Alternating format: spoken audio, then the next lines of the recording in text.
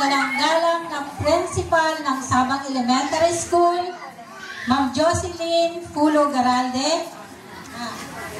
Sa ating panauhin, principal ng San Roque Elementary School, Sir Ernesto Galesio. Sa ating barangay captain ng Mabuhay, Sir Rector Opanyana. Sir. Sa ating barangay captain ng Sabang, Sir Florencio Permanes. Sir. Sa ating alumni president, Sir Bobby Galut.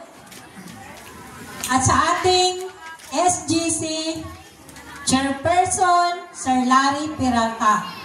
Sa buong team ng faculty members, mga panauhin, mga magulang, at sa lahat ng magtatapos ng batch 2025, isa pong magandang hapon po sa ating lahat. So meron po akong inihandang dalawang topic at sana pakinggan niyo po ito dahil alam ko po kahit papano meron po kayong mapupulot dito. So, ang una ko pong topic na gusto kong ibahagi sa inyo ay ang tungkol sa ating team. Ano ba yung ating team? Henerasyon sa pagkakaisa, kaagapay sa bagong Pilipinas. O diba? Timing. Timing na timing. Diba? Alam naman natin lahat. Last month, dumaan sa pagsubok ang ating bansa. So, alam ko, hanggang ngayon, yung iba, apektado pa rin. Yung iba naman, slight lang. Yung iba naman, wala lang, walang pake. So, siguro sabi ng iba, bahala mo ka mo doon, labot ko man sa iyo. Kay Nano, tatagan ako niyo, ibarakal ang kilo na bugas. So, siguro ganon. So, normal lang po yun. So, bakit nga ba magkakaiba yung reaction ng mga tao sa mga nangyayari? Kasi ganito po yun. Lahat po ng tao, iba-iba yung ating personality. So, ibig sabihin, since magkakaiba tayo ng personality, iba-iba yung ating behavior. So, ibig sabihin, hindi naman pwedeng yung gusto ko, gustuhin mo. O yung gusto niya, gustuhin nila. So, hindi pwedeng gano'n. Kasi magkakaiba tayo. Lahat tayo may kanya-kanyang sariling prinsipyo sa buhay. Lahat tayo may kanya-kanyang sariling pananaw sa buhay. At lahat din tayo may kanya-kanyang pinaniniwalaan at pinaglalaban sa buhay. So kaya, normal talaga yon. Sasabihin nyo, ang gulo-gulo ng ating bansa, paano ba to? So, pwede ba natin pigilan yung mga nagrarally? Siyempre hindi. Bakit? Nakatira tayo sa isang bansang may demokrasya. So, karapatan ng bawat isa, yung sabihin, yung kanyang mga salubin. Pero, huwag tayong susobra. Kailangan huwag tayong maging dahilan ng pagkakagulo lalo. So, ibig sabihin, huwag tayong maging cause ng lalang-lalala yung sitwasyon. So, kailangan, tama lang. Okay lang, naipahayag mo yung gusto mong sabihin, pero huwag tayong magbibigay ng masasakit na salita. Kasi, pampagulo lang yon. So, simpleng example, kunyari, sa isang bahay, magulo yung tao. So, sa tingin nyo ba, magiging masaya sila? Siyempre hindi, di ba? So, same lang yun ang ating bansa. So, kapag magulo yung ating bansa, so, hindi rin magiging payapa yung mga nakitira. So, ano bang epekto nito? So, siyempre, babagsak yung ating ekonomiya. So, mas lalo tayong lulubog sa utang, di ba? So, sasabihin nyo, bakit? Pag lumago ba yung ekonomiya, damay ba tayo? Oo naman. Sa anong paraan? Kunyari, malago yung ekonomiya ng ating bansa. So, siyempre, lalong dadami yung project ng gobyerno. So, ano-ano ba yun? So, madami. Kagaya ng iba't ibang infrastructures. So, ano ba yun? Yung mga kagaya ng magagandang alsada, yung mga kagaya ng mga EasyTex, Inlex, Calax, yung mga ganon. So, sasabihin nyo naman, nandito naman kami sa Bulusan, hindi naman namin maganda. Hindi, darating din yung time. Pupunta rin kayo doon. So, at hindi lang naman yung pang Manila pang buong Pilipinas. So, kagaya sa atin, elementary ko, nung elementary ako, ang pangit lang ng mga kalsada dito sa atin, pero ngayon, ang ganda-ganda na. So, yun. Then, bukod dun sa mga gagandang mga kalsada, meron din mga project ang gobyerno ng mga eskwelahan, mga public hospitals. Sasabihin nyo naman, ang daming sasabihin, no? Sasabihin nyo naman, bakit tayo? Wala namang public hospital dito. Alam nyo ba, ganito yon. So, naalala ko nung elementary ako. So, nakikita ko yung dumadaan sa harapan ng bahay namin, yung galing sa Pugon, sa Balite, sa Lalod, yung mga nakasakay sa duyan. Tapos, nakabalot ng kumot. Mga pasyente sila. So, ang gagawin, dadalhin pa sila sa Gubat, sa Erosin, Los Sorsogon. So, kasi nga, wala tayong public hospital. So, isa rin yun sa pangarap ko. Sana, dumating yung time, magkaroon din tayo ng sariling public hospital. So, bahala na doon yung ating mga officials. Okay? So, yung ngayon, so, balik tayo doon sa ating topic. So, ano yung pwede natin gawin or pwede natin i-contribute para magkaisa yung ating bansa? So, siguro yung masasabi ko na lang, since iba-iba nga tayo ng ugali, iba-iba ng pinaglalaban, so siguro kung hanggat kaya po nating pigilan yung ating mga nararamdaman para lalong hindi gumulo, so huwag na tayong sumali sa mga grupo na lalong nakakapagpalala ng sitwasyon. And ipagdasal na lang natin na sana magkaisa yung ating bansa para magkaroon tayo ng kapayapaan. Plus, para naman sa inyong mga kabataan, so, darating yung time, mag-aaral kayo ng high school, mag-aaral kayo ng college, lalo na kung mapunta kayo ng Maynila. So, ina-advise ko sa inyo, kapag merong nag-invite sa inyo na sumali sa isang grupo para mag-protesta or maging aktivista, huwag po kayong sasali doon. Bakit? Hindi po maganda tingnan. Mga estudyante pa lang kayo, and dapat kayo po yung modelo. Diba, sabi nga, ang kabataan, ang pag-asa ng bayan. So, ipakita nyo, patunayan nyo na kayo yung modelo ng kabataan. Tsaka para hindi masayang yung mga paghihirap ng magulang nyo. So, instead na sumali kayo doon para lang maging aktivista, so focus na lang kayo sa mga pag-aaral nyo. Nang sa ganon, na makapagtapos kayo at pwede kayong ipagmalaki ng mga magulang nyo. Then, huwag nyo rin wawalain sa sarili nyo na magkaroon ng respeto. Hindi lang para sa magulang nyo, kundi para sa mga guro nyo at sa lahat ng tao. Alam nyo ba, sabihin man natin kita na umali yung sinasabi ng ating mga namumuno, kailangan pa rin natin silang bigyan ng respeto. So yun po yung importante. Kasi kapag nagkaroon ng negative feedback sa inyo, damay po yung pagulang nyo. Sasabihin nila, ano ba yan? Ang talino pa naman. Ang ganda pa naman. Bastos, walang mudo. O, kawawa naman yung parents nyo. So damay, di ba? Kaya wag niyong wawalain yung pagbibigay ng respeto.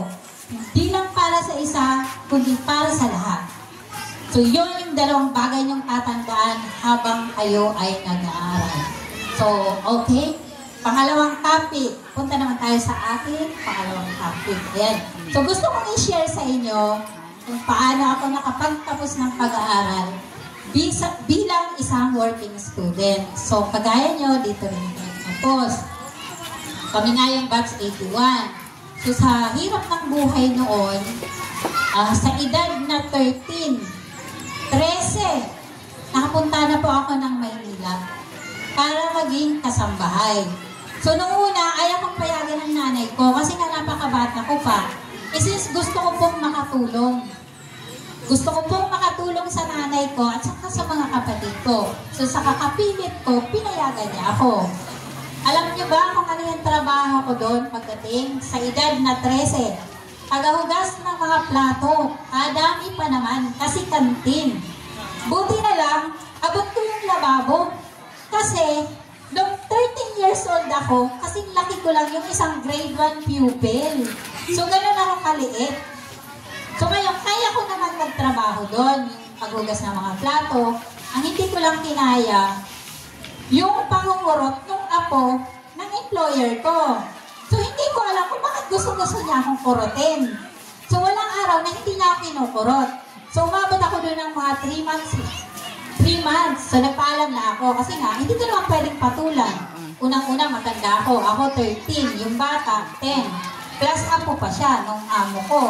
So, nagpaalam na lang ako para matigil na yon. So, pinayagan naman ako. So, pag alis ko doon, so napunta naman ako napunta ako sa isang mayamang mag-asawa sa Green Hills. So, yun. So, ang laki ng bahay, kompleto, may swimming pool. So, nung nakita ako nung employer kong babae, sabi ko naman, marunong ka bang magwalis? Mas malaki pa sa'yo yung walis. Kasi nga, sa liit ko talaga. So, sabi ko, yes ma'am, marunong po. Lahat po kaya kong gawin. So, sa madaling salita, natanggap ako. So, umabot ako doon ng 3 years. Then, after 3 years, nagpaalam ako sa amo kong babae. Sabi ko, ma'am, baka pwede ako mag-aral sa high school. Kahit pang gabi lang. So, yung una, okay naman. Pumayag siya. Kaso, yung pagdating sa employer kong lalaki, hindi pumayag. Kasi yung panganay nilang anak, so ako yung nag-aasikaso, yung 6 years old. Plus ako yung naglilinis ng 3 kwarto ng mga bata. So sabi niya, baka daw mapabayaan ko yung trabaho. So hindi ako pinayagan. So sa madaling salita, dahil may konting tampo, nagpaalam na naman ako. So umalis na naman ako doon. So ang ginawa ko noon, naghanap na naman ako ng trabaho. Noon, kapag maghahanap ka ng trabaho, kailangan mo bumili ng Manila Bulletin. Kasi doon sa classified ads, doon ka makakikita ng mga job hiring. So yun, nakakita ako doon, nakalagay, wanted, housemaid, yaya, driver, messenger, so ganon. So pinuntahan ko yung agency. Ngayon, pagdating ko doon, nakakuha naman agad ako ng employer. So, yung employer ko doon, isang byuda. So, kung iisipin mo, magiging maluwag yung trabaho ko kasi 2 kami. Tapos mag-isa lang yung employer ko. So, yung pala, hindi ganon. Dahil yung employer namin yun, merong sariling eskwelahan na private. So, from kinder to grade 7. So, ang mga janitor doon, hindi nagtatagal. Kasi nga, hindi nila gusto yung ugali nung employer namin. So, kapag umalis yung janitor, kaming 2 nung kasama ko, yung bugbog talaga sa trabaho. Kami yung maglilinis ng mga rooms, mga CR. So, mahirap. Ngayon, umabot ako doon ng 1 year. So, naisip ko, para mas malabo yata ako makapag-aral doon ng high school. So, nagpaalam na naman ako. Kaso, sabi niya sa akin, makakaalis ka lang kapag may kapalit. 1 buwan na, wala pa rin akong kapalit. So, ngayon, pati yung sweldo ko, hinold. So, naikwenta ko yun sa isang parent ng estudyante doon. Sabi ko, paano kaya to? Ayaw akong payagan kasi walang kapalit. Di naman ako pwedeng dumaan sa gate kasi subdivision yun. So, kapag wala kang gate pass, di ka makakalabas. So, siguro, naawa sa akin yung isang parent. Sabi niya sa akin, sige, tutulungan kita. Sabi ko, paano yung sweldo ko? Sabi niya, iwanan mo na kung gusto mong umalis. So, doon ako nag-desisyon. So, nagpaalam ako sa kasama ko. Sabi ko, pasensya ka na, aalis na ako. Kasi gusto ko talaga mag-aral sa high school. So, eto na. So, nakita ko yung address nung tutulong sa akin. Mabait, hindi ko nga alam yung pangalan niya eh. So, ngayon, pagdating ko doon sa kanila, pinakain niya ako. Tapos, pagkatapos kumain, dinala niya ako sa likod bahay nila. Yung pala, merong shortcut. Shortcut yun. Ako, napakalawak ng pasakay. Pilapil, di ba? Pilapil tawag doon. Yung pasakay, napakalawak. Sabi niya, ayan, baybayin mo yan. Dire-diretsuhin mo lang. Dire-diretsuhin mo lang yan. Pagdating mo sa dulo, kalsada na yan. So yan, bahala ka na kung saan ka pupunta. So habang binabagtas ko yung pilapil, so umiiyak ako. Kasi parang naawa ko sa sarili ko. Sabi ko, bakit gano'n? Tapos nangihinayang ako sa 1 buwan kong sweldo na hindi ko nakuha. Pero ang importante, nakaalis ako. Ngayon, ang ginawa ko naman, panibagong hanap na naman ng trabaho. Kasi buwan-buwan kailangan ko magpadala sa nanay ko eh. Kaya hindi ako pwedeng mahinto. So, ganun ang buhay ko. So ngayon, naghanap ako ng panibagong agency. So yung agency, nakakuha na naman ako ng panibagong employer. So yung trabaho ko naman doon is yaya. So ang alaga namin, kambal. So dalawa kami yaya, tig-isa kami. Hanggang sa umabot na ako doon ng 1 year. Ngayon, eto na. Dumating yung EDSA 1. February 1986. So, hindi ko alam kung bakit nakaramdam ako ng takot nung time na yun. Kasi, nagkakagulo na nun sa krami. EDSA 1 yun eh. 1986. So, nakaredy na yung mga tangke de guerra. Yung krami sa Mega Mall, magkalapit. Yung Mega Mall, malapit din doon yung tinitirhan ko. So, ang ginawa ko, nagpaalam na naman ako sa amo ko. Sabi ko, ma'am, uwi ako ng Bicol. Totoo na talaga, uwi ako kasi magkaguluman, at least, nakauwi na ako. Timing. Dahil nung time na yon, may balak na palang mag-Amerika yung mga employer ko. So, pinayagan ako. So, eto na. Nagkatotoo na tuloy na akong umuwi ng Bicol after 5 years. So ngayon, dumalaw ako kay Mrs. Gamel. Alam ko, hindi niyo yun naabutan. Pero yung parents nyo, alam ko, naging teacher niya yan. Siya yung grade 1 teacher dito. So, ninang ko siya sa Kumpil.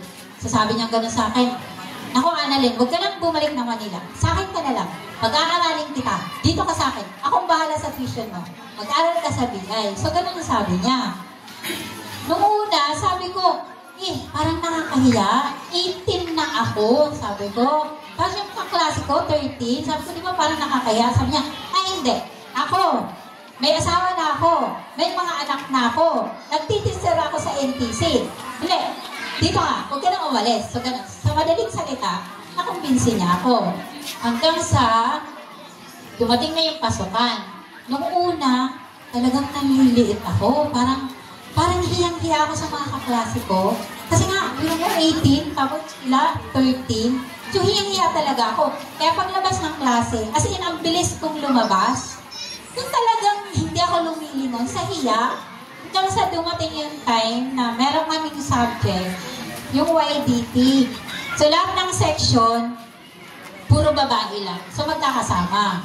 So, doon merong unang nag-approach sa akin. Sabi niya, Annalyn, tabi tayo. Hanggang sa gumaya na yung iba. So, dahil doon, unti-unting nawala yung insecure ko. So, doon na naging normal yung buhay ko hanggang sa natapos ko yung high school. Nung batch, 1990 kami. Ito na naman. So, after high school, nagpapaalam na naman ako kay Mamay Nising. Sabi ko, Mamay Nising, babalik ako ng Maynila. Ay, Mrs. Gamil, sabi ko. Babalik ako ng Maynila kasi parang naawa na ako sa nanay ko, sa mga kapatid ko dahil biruin mo sa loob ng 4 na taon, wala akong naitulong pinansyal. Kasi nga, wala naman akong trabaho eh. Pinag-aaral nga lang ako, di ba? So, sabi ko kay Mamay Nising, babalik ako ng Maynila para magtrabaho at ako na rin yung bahala sa pagkukolehiyo ko. So, pinayagan naman niya ako. So, ito na, nandun ako sa Maynila. Ngayon, syempre, maghahanap na naman ako ng panibagong trabaho. So, nag-level up na naman yung aking agency. Kung dati noon, mga local employer lang, so yung nahanap ko naman is mga foreign expat. So, yun yung mga foreigner na parang sila yung nag-a-abroad dito sa atin, sa Pilipinas. Kaya lang, may term sila. So, kunyari, 5 years lang sila dito, or 3 years. So, yun yung mga naging employer ko. So, mahirap mag-apply doon kasi every Tuesday lang. Tapos, may cut-off. So, kailangan 4 AM, nandun ka na. Kasi sa dami ng aplikante. So, okay lang na wala kang baong almusal. Basta marami kang baong English. Kasi hindi naman marunong ng Tagalog yung mga foreigner. Paano ka makukuha? I-interviewin ka nila eh. So yun. So awa naman ng Diyos. So nakakuha naman agad ako ng employer sa Japanese. So napunta ako ng Makati. So lahat ng mga foreign expat, so lahat yan, laging sa condo yan nakatira. So naging okay naman ako doon. Kaya lang, nung tapos na naman yung term niya, so, panibagong apply na naman. So, balik na naman ako doon sa agency ng mga foreigner. So, hanggang sa nagkaroon ako ng 3 Japanese employer. So, eto na. Yung pangatlong employer ko na Japanese, nag-end yung term noong December 2002. So, pagdating ng January 2003, wala na naman akong trabaho. So, ngayon, bigla ko naisipan. Meron kasi akong kapatid na nauna sa akin kung saan ako nagtatrabaho. So, sabi ko sa kanya, baka pwede mo naman akong ipasok sa office mo. Kahit janitor lang. Kasi nga, syempre, high school graduate lang ako. So, yun yung in-expect ko. So, kaya sabi niya sa akin, sige, akin na yung diploma mo sa transcript. So, binigay niya yun sa akin. Ay, binigay ko yun sa kanya. Then, after ilang days, nag-text siya sa akin, yung kapatid ko. Sabi niya, Manay, di ba marunong ka mag-computer? Sabi ko naman, ha? Yung alam ko, mag-on, saka mag-off. Sabi ko gano'n. Sabi niya, hindi. Marunong ka ng manual typewriter, di ba? Sabi ko, oo. Kasi nung high school ako gumagamit ako ng manual ng typewriter. Sabi niya, yun. Madali na yun. Kapag marunong ka ng manual, madali na rin yung computer. Timing. Parang talagang nakaplano na talaga. May talaga ni Lord. Dahil nung time na yon, yung tinutuluyan ko is merong computer. So, inaral-aral ko siya, pindot-pindot, hanggang meron akong nadidiscover na dati hindi ko alam. So, eto na. Dumating na yung February 6, 2003. So, yun na yung araw ng aking interview sa Office of the President. So, yung nag-interview sa akin, second to the highest official. So, eto ba? Pambungad ba namang tanong sa akin? Yung panggulat ba? Sabi ba naman sa akin, marunong ka ba mag-computer? Sabi ko, nag-uumpisa pa lang po akong humawak ng computer. Pero willing naman po akong matutunan lahat. Sabi niya, ano? Dito ka mag-aaral? Anong alam mo sa computer? Ganun ang sabi niya. So, sabi ko, Word, Excel, PowerPoint. Sabi ba naman niya, Mel, merong stop dun Mel, samahan mo to. Atin mo doon kay Art. Akala ko naman, sinong Art? Yung pala, director ng cashier. So, pagdating ko doon sa cashier, sabi ng staff, isang staff doon, ito yung table mo, ito yung upuan mo. Tapos, tinuruan nila ako mag-xerox, mag-encode ng mga check sa computer. So, sa madaling salita, yung maghapon na yon, so yun yung training nila ako, lahat ng pwede kong gawin. So, diba, nakakatuwa. Kasi, biruin mo, isang high school graduate, pinagkatiwalaan ng office board. So, ngayon, dahil sa tiwalang binigay nila sa akin, so, dahil yun na pala, yung interview saka first day ko na training, yun na pala yung first day ko na na-hire sa Office of the President. Pero, ano lang ako nun? Casual. So, ibig sabihin, every 6 months, nire-renew. So, ngayon, kailangan ng pagbutihin yung trabaho ko. Kasi, kapag hindi mo pinagbuti, pwede kang matanggal, di ba? So, yun, hanggang sa pinagbuti ko lang yung trabaho ko. Then, hanggang sa dumating yung offer ng pamangkasan ng lungsod ng Manila. So yun, para sa mga empleyado ng gobyerno na mga hindi nakapagtapos ng college. Pero kami yung magbabayad ng tuition. So parang yung magkakaklase lang doon, puro empleyado. So nung una, sabi ko, nagdasal ako, sabi ko, Lord, kung para sa akin na talaga to, kayo nang bahala. Kasi last day na ng registration para sa entrance exam sa pamangkasan ng lungsod ng Maynila. So ngayon, kasi dati hanggang inquire lang ako. Hindi talaga ako natutuloy kasi laging iniisip ko nun, kapag nag-aaral ako, baka hindi ako makapagpadala sa magulang ko. So ganun laging iniisip ko. So ngayon, eto na. So talaga, plano na talaga ni Lord na makapag-aaral ako kasi pumasa ako sa entrance exam. So ngayon, so totoo na talaga. So after 16 years, o diba, pansin nyo, yung high school ko, after 5 years. Yung college ko, after 16 years. Doon lang ako nakapag-college. So, wala yun sa edad kung talagang gusto nyong makapagtapos. So, yun, mahirap pagsabayin yung trabaho at pag-aaral. Kailangan matyaga ka. Bakit? Ang pasok ko, Monday to Friday. Ang klase ko, Sabado, 8 to 5. Yung linggo, gagawa ka ng report. Kasi, every week, pagbalik mo ng Sabado, kailangan may presentation ka sa projector. Gagawa ka ng slides. Gagawa ka ng PowerPoints. So, wala talagang pahinga. Plus, pag uwi ko niya ng hapon, alas 5, kunyari may exam. Hindi pa po ako uuwi nun. Dadaan ako sa SM Manila. Bakit? Yun ang reviewing center ko. So, doon ako nagre-review. So, kakain muna ako sa food court. After kong kumain, makikigamit ako ng table. So, doon ako nagre-review. Minsan, ako na lang mag-isa.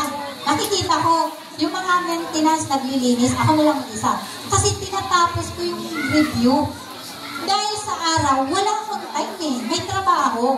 So yun, naaabutan ko naman. So, closing na yung SM, saka ako lalabas.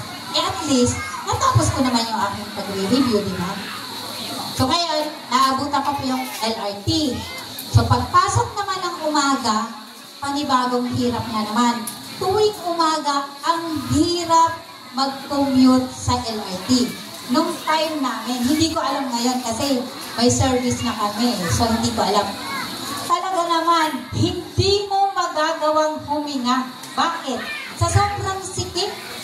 At talagang makikipagtigasan ka ng pagtayo mo.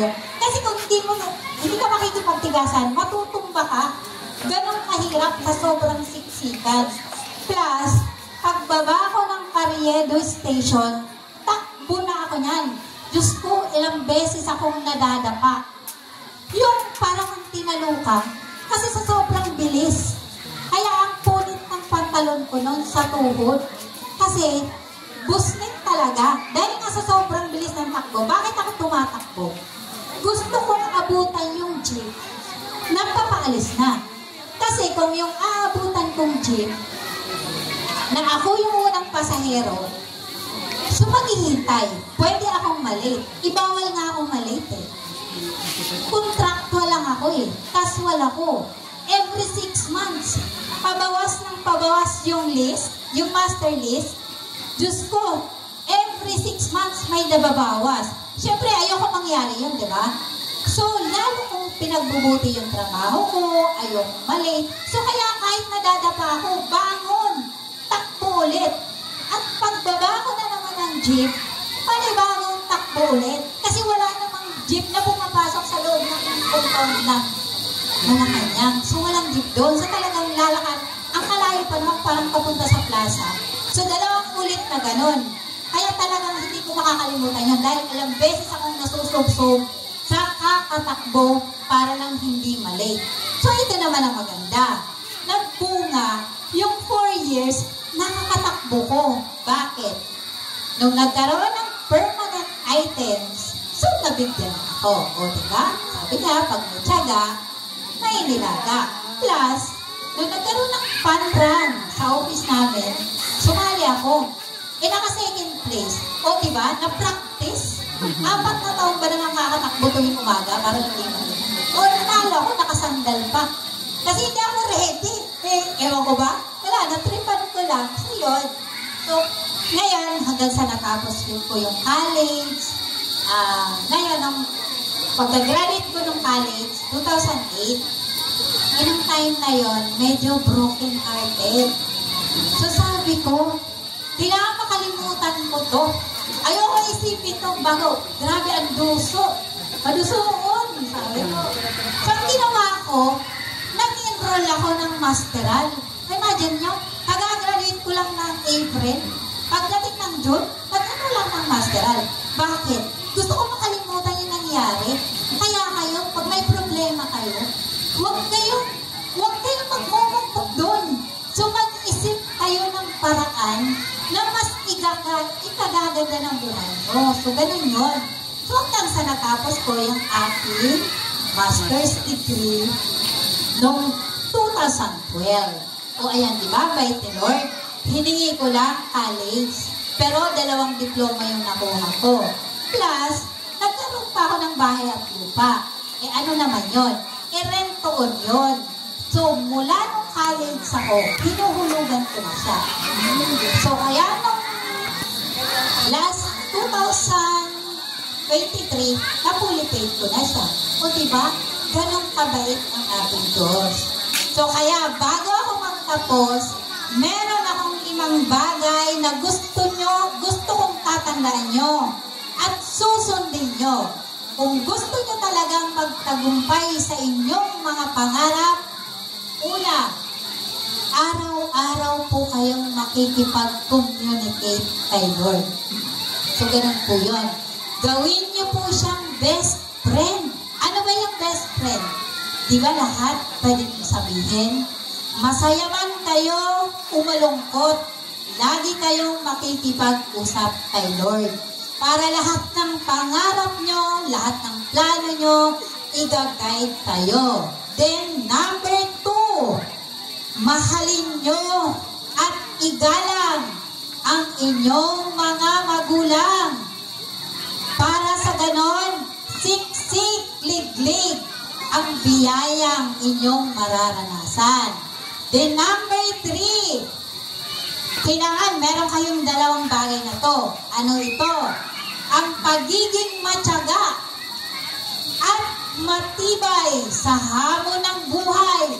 Anumang pagsubok ang daanan nyo, go lang, laban lang, walang susuko.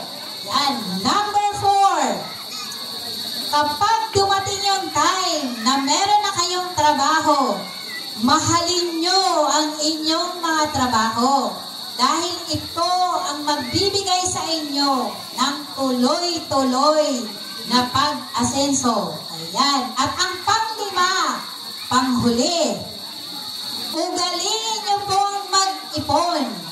Kim maliit o malaki ang inyong kinikita. Wala po yun sa laki. Yan ang kaya kong patunayan sa inyo. Kahit maliit po yung kikitain nyo, kapag marunong kayo magsinop ng pera nyo, anumang pangangailangan nyo, hindi po kayo magkukulang. Yun lamang, maraming salamat. To God be the glory.